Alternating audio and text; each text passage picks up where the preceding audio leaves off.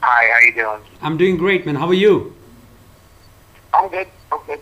You guys are, in a studio right now writing your upcoming album. So, how are the songs coming together? I think the songs are coming together really well. Mm-hmm. Like when the first ideas that I had for this record, some of them were like left over from the last record, Uh-huh. but I, I, I like I threw those out. Didn't even bother with it anymore because I just felt, you know what? I don't know. I think this other stuff is better than that. So Mm-hmm. just went ahead and just started from scratch. Just brand new. With Rob leaving, did it kind of mess up the plans for the album? No, I mean Rob really never was involved in the creative side of the band. It's always been myself and Scott, Right. and then Frankie would help out. So I mean, just on the production side of things, like Rob would get involved more. You guys have Jonathan, who's part of the process. So, is he going to be part of the album? I mean, some solos or something like that. Is he going to be part of the album? I think, yeah, I think so. Uh-huh. What I would have to do is give John some of the songs and say, hey, what Mm-hmm. can you come up with on in this lead section? You know what I mean? And then see how he creatively comes up with stuff, and kind of go from there. That's really great. Now, what was it that, you signed Jonathan, to take Rob's place? Well, actually, it was Rob who found. I mean, I've known John for quite a bit. You know what I mean? And Mm-hmm.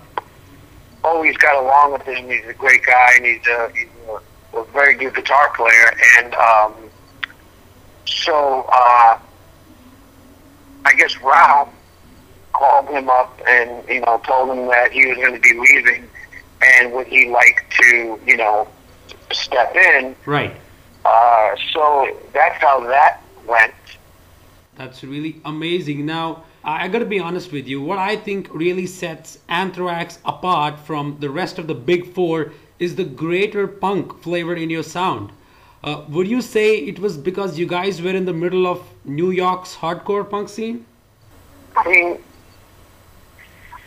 mean, for me, I've always had a love of classic punk rock music, and Right. just that kind of attitude and that aggression that kind of went with it. Mm-hmm. But I will say that the whole New York sound, definitely helped. Right. It's, us is what we want, what we were being. You know what I mean? Because basically in 1984, 1983, 84, Mm-hmm. we were very much a heavy metal band with just some different tones on top of it. But Absolutely. once we became uh, absorbed into that whole New York Right. scene and stuff like that, I think definitely the attitude changed a bit, and definitely the sound changed a bit too. Right. That was a great change. I mean, it was, the mixture of thrash and punk. It was amazing.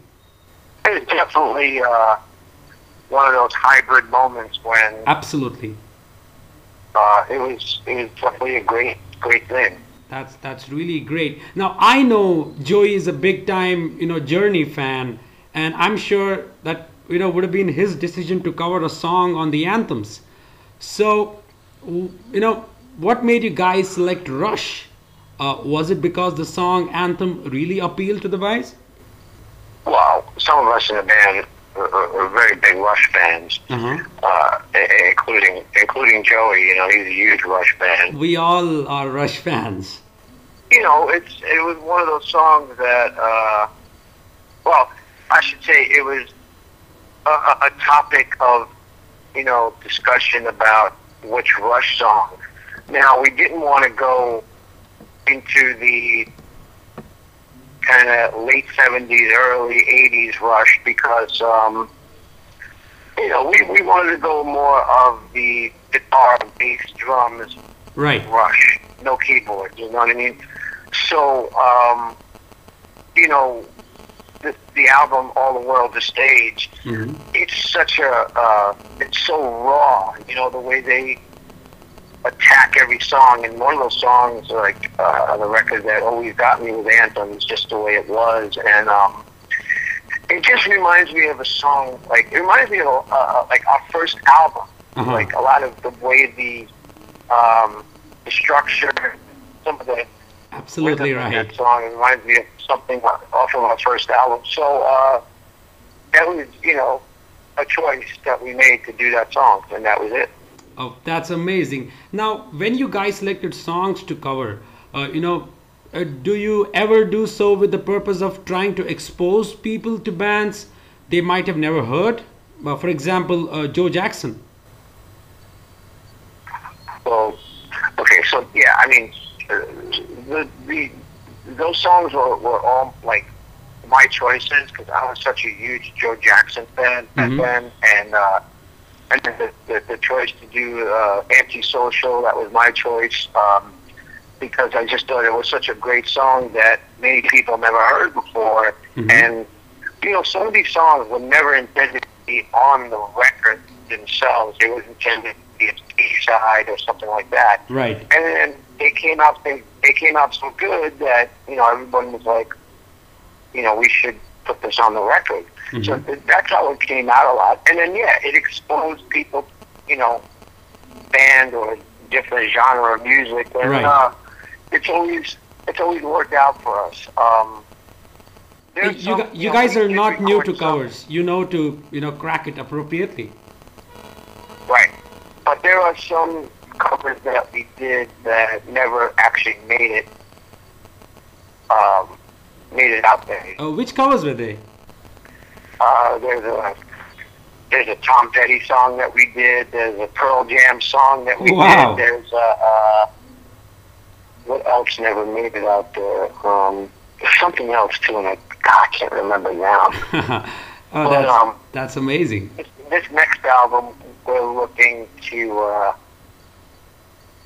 because after this, like whenever this record will come out, probably a year after the record comes out, or maybe less, we'd like to do another Anthems record, like an Anthems 2. Wow. And there's already talk of doing a Dave Matthews song, a UFO song. Hey, that's amazing. What was the yeah, there was something else too. Just, we always like to be a little different with all that stuff. Absolutely. Now, from a drummer's perspective, which song was the most challenging for you to learn?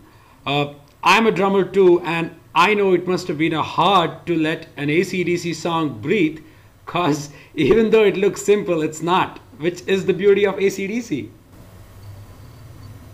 Well, a lot of people think AC/DC is very simplistic, and Right. And I will probably say it's probably harder to capture the AC/DC groove and The essence of the song. The essence of the song and the air, Right. because there's a lot of space in those songs, and to me, the AC/DC. The beauty of AC/DC is sometimes the space in the song. Absolutely. When you hear a song like Back in Black, it moves at such a great pace, and it's the air in between, and it's the anticipation of the next beat that just gets your head going. Right. It's just that's the beauty of that of AC/DC in itself. And Phil Rudd, I don't think he's ever done a very, very fast roll around the drums. Right. He doesn't do that. He just plays his way, and to me, he's one of my favorites, And, so AC/DC is one of those bands that I studied the song. I studied the Rush song a lot because I wanted to hit certain things that Neil did, and just wanted to play it right. Just pay a tribute to that, and also lead myself. So that's the way I went around it. I mean, a lot of those drummers on the Anthem albums are some of my favorite drummers, like Steve Smith. He played on the Journey song. He's one of my favorites because he's so awesome. You know, right, even absolutely, when Steve Smith no doubt. plays a ballad, even when he plays a ballad, you just know it's Steve Smith. He just throws in these fill. He's awesome. Absolutely.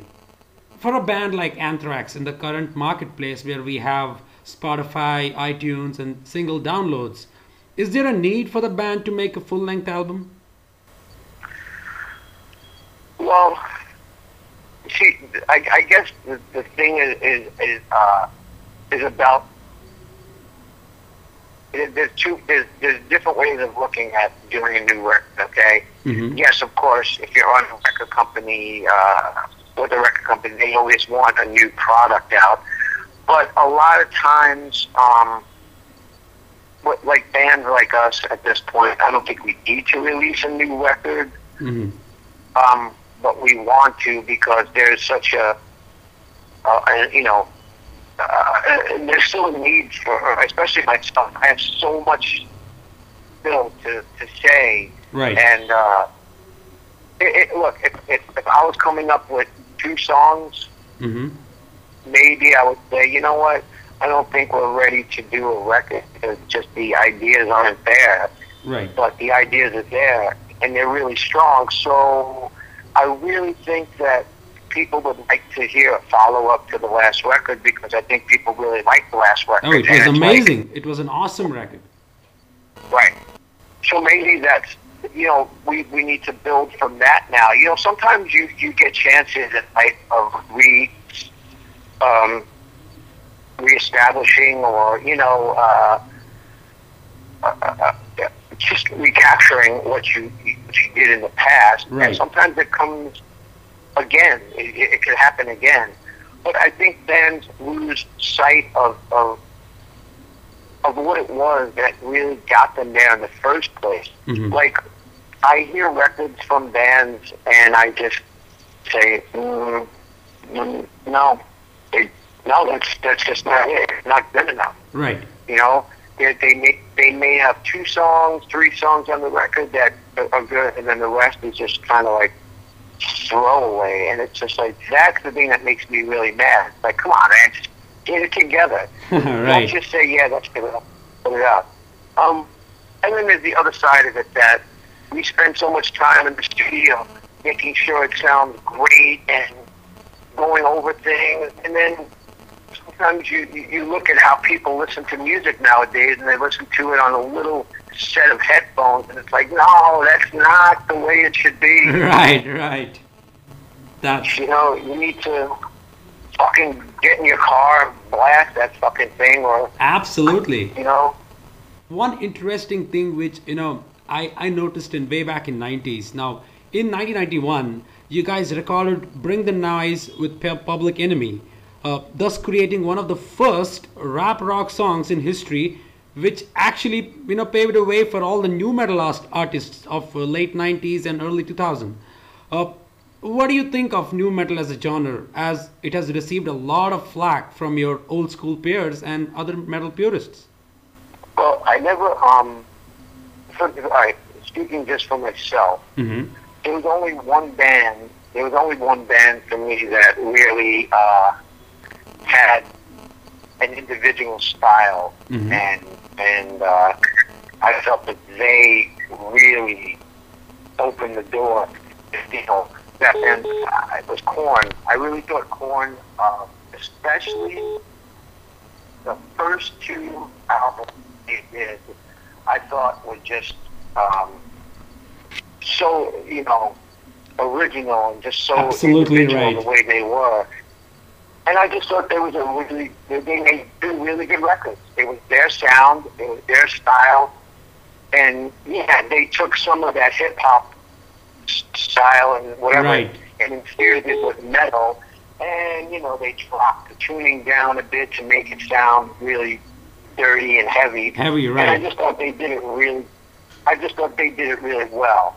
Now, is it their fault that they opened the door for other people to kind of copy and really dilute whatever it was that they tried to do? No, it's not their fault. Absolutely. And by the time we did the album "Follow the Leader," I was kind of out of it because I felt they really went too pop, and they were just, you know, lost track of what they really were trying to do. Right. But anyway, that was the only band for me that really meant anything. That's really amazing. Now, you know, with all that Anthrax has accomplished from last so many years and decades, is there, you know, a goal you feel that you're yet to accomplish?